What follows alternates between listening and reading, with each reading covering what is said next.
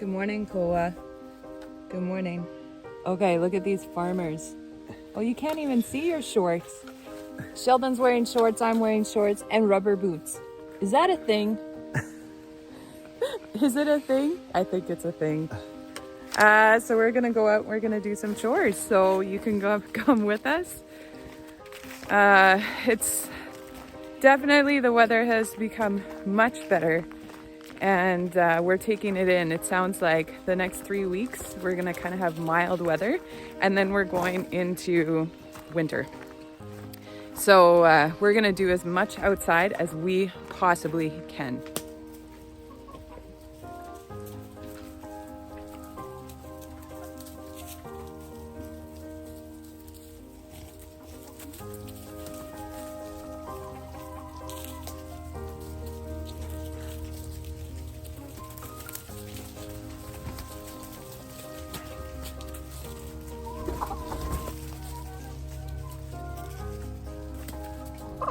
Good morning, ladies. Good morning. Why are you looking at me? What do you want from me? What do you want? Yeah, you go out. You start foraging. Good morning, Sam. Good morning. Oh, he's getting his food.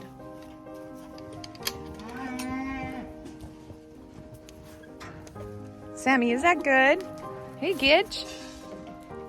Is that good food? Yeah. Hey. Who are these cuties? So this is Tuptim. We talked about him before. He's just walking away. And we're ready for food. Where's our food? Where's our food? Just long for everything. Oops. Oh, dirty. Your hair. What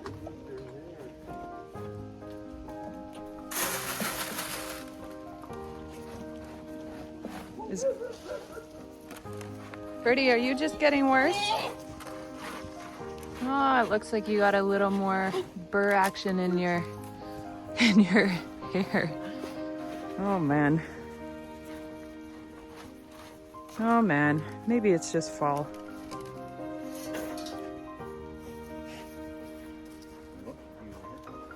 It looks like Opal has a little bit in her hair too. There must be a big difference in between the cow hair and goat hair, because the goats don't have any. It's just the cows. She doesn't like it when I try and kick it out either. Well, it's got to be very uncomfortable.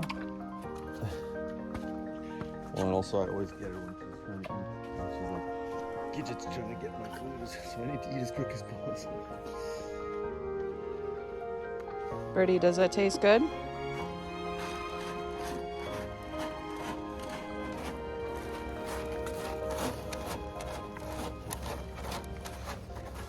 Hey, pups. Hey, get down. Get down. Jumpy guys, get down. There we go. Oh, yeah. Oh, yeah. Wow. So the one walking away from me right now, that's Orange. This is Orange right here. Hey, Orange. Yeah. Hello. And then this one right here, I want to say he's purple. Am I right? Yeah, this is purple. This is purple. That's him right there. And then the last one is light blue. He's running away. Hey, Blue, come here. Blue, come here. Yeah. Hey. Oh, I'm not getting a good view of him. Oh, Blue, you funny guy. You funny guy. Who's that?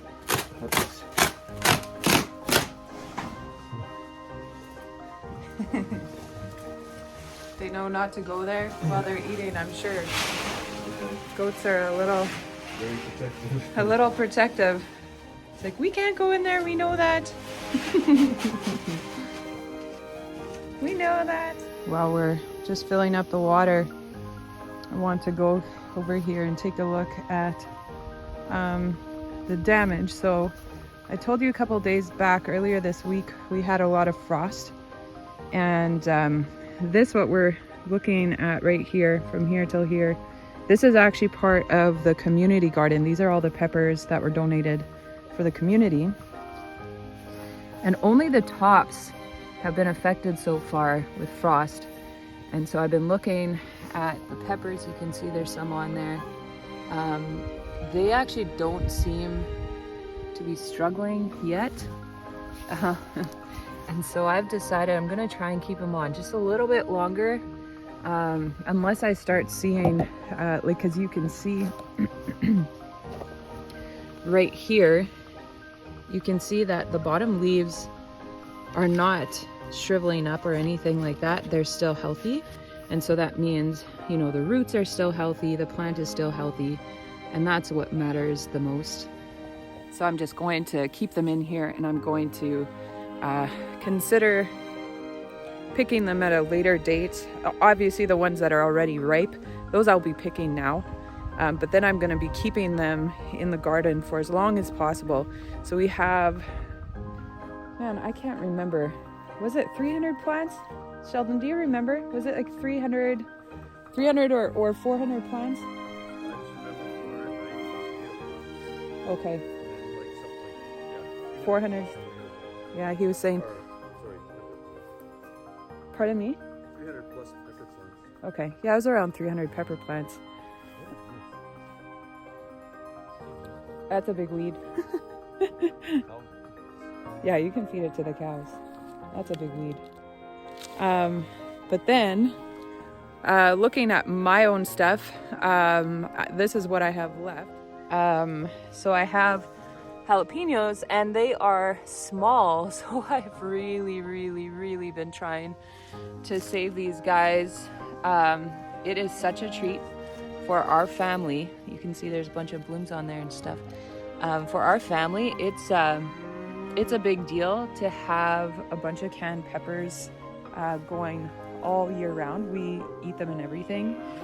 And then you can see, you know, a plant like this one got quite a bit of frost, but look at all the peppers on there. I want to keep them on there as long as possible so that they can grow just a little bit more.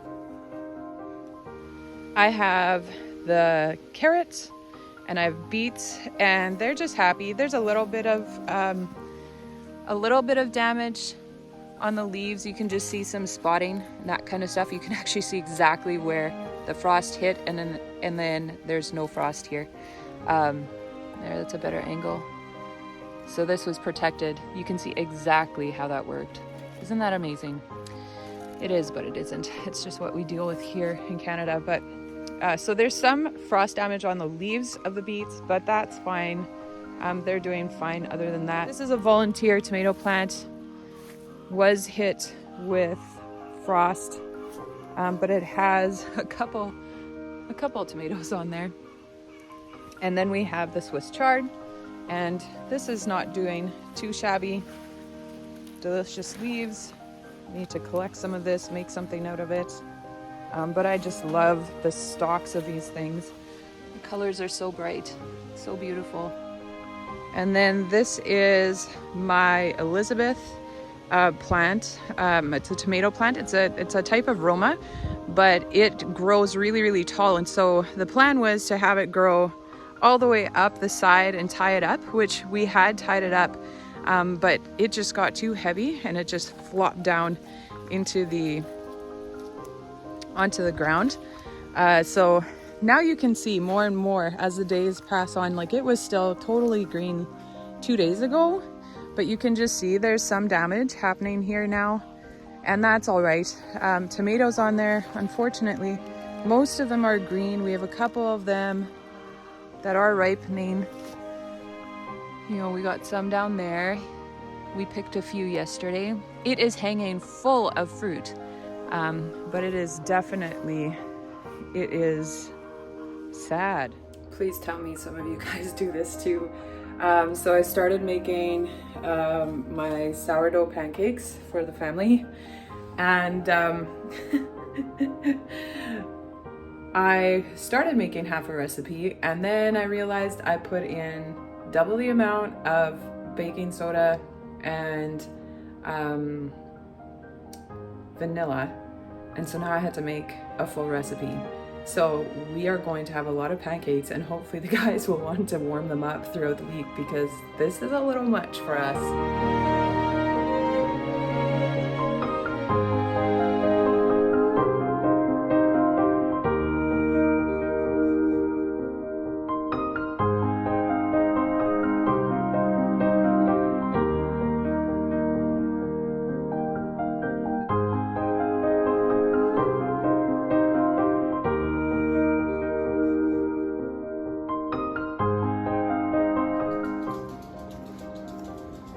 Pancakes for my love. I can't eat them, but he sure can. And of course, use the maple syrup that we make ourselves from our trees.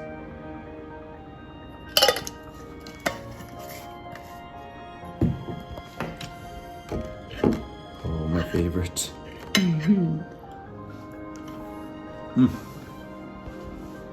So good. It is time to get eggs. It's the afternoon, and I want to make sure I get those eggs before the chickens do.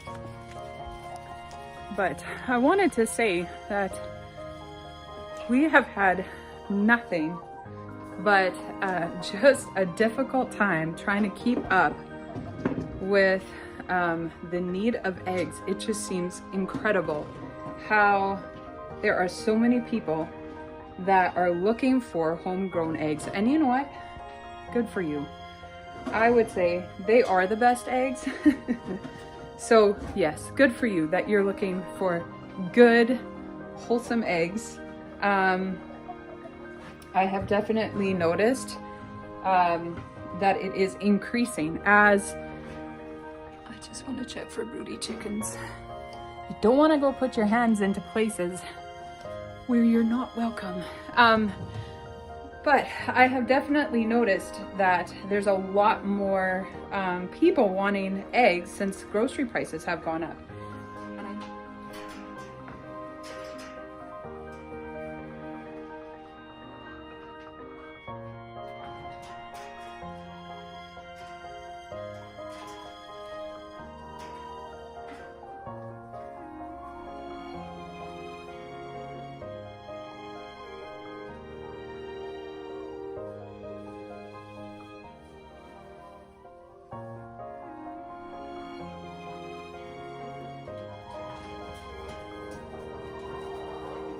We wish that we could supply for every customer, everybody that wants eggs, but I think it's proven impossible. We went and purchased even more chickens so that we could keep up with the demand, and after having 50 laying hens, we have to say it's enough. And we provide for who we provide for, and we just be thankful for it. And I'm sorry to all of you who can't get eggs through us or another farmer on that matter.